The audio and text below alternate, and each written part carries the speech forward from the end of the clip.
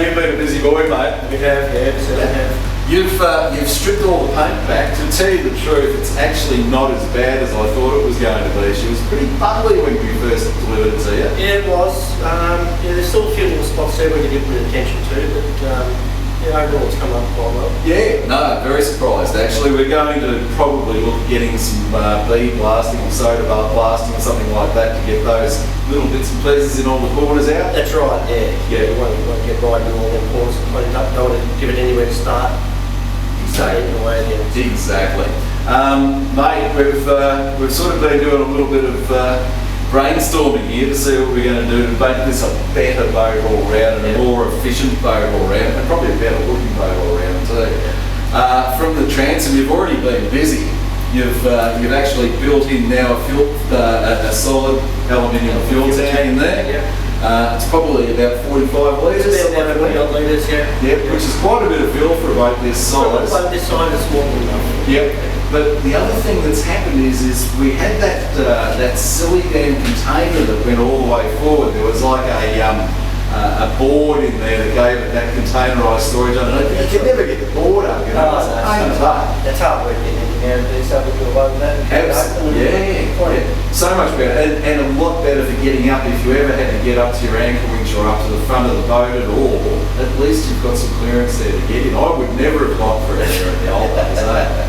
No, that's much better. So a lot more room in there and a lot more functional being open like that in a little boat now too. I think so. It's a lot easier to keep clean. Yeah. You know what I mean? It's easy. You can lift some boxes, bits of piece out, give it a good hose out, and lots of fun. And speaking of hosing it out, that'll be great because you've actually put a fuel tank stand in underneath the fuel tank as well. So with the self-draining deck, we're going to retain that self-draining deck. So at the end of the day, you just drop the scuppers open and flush the whole thing. Flush it all out. You can flush out underneath the fuel tank and everything. So you're always going to get your bits of bait and bits and pieces there. So at the end of the day, you can hose it out. But the beauty of doing that is, we all know that, you know, when there's an accumulation of grime and salt build up and all the rest of it, that's when you get corrosion. Exactly. So by keeping it open like this all the way to the transom, we shouldn't get any more corrosion back into it. It's a lot easier to maintain. Absolutely. No, all good. Mate, we've been having a bit of a tour from the old fisherman's perspective, what we're going to do at the back here. We're trying to do so much in a little boat here, but we want to retain a cutting board similar to what we've got there, or maybe a new cutting board, but even what we've got there I think can be cut and adapted. Well, this is, that's right. You know, we might adapt this, we might make a new one, we might try and put a little bait tank in there. Yeah. And, but until we see where the motor goes on and where all that goes to, then we'll know where we can build it to and build it to suit. And we can build a bolt-on then to suit how far, because a lot of new modern motors actually tilt up a lot further than what they used to. So by doing it that way, we can adapt it and just do it as a bolt-on. What a good idea. Rod holders, we're going to retain the corner rod holders as the base for some removable stainless corner rod holders for your snapper fishing and all the rest of it. And then if we're trolling offshore, we can actually just pull them out, and we've got trolling rod holders as well. Yeah, absolutely, yes. Ideal. And we've got a couple more trolling rod holders on the bait board as well, so we're going well.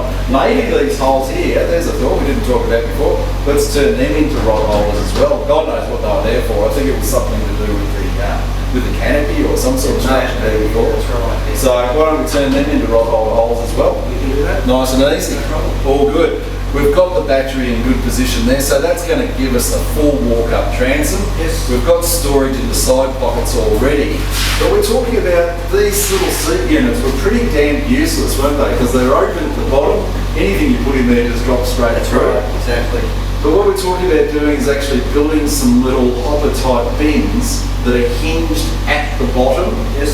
So they actually fold out and give you some hopper type container for your safety gear, for your flares, all that sort of stuff. Instant access. You could actually even divide it and put some tackle trays in there. Exactly. Sort of vertically, if you know what I mean, as well. So be quite functional, no doubt about that.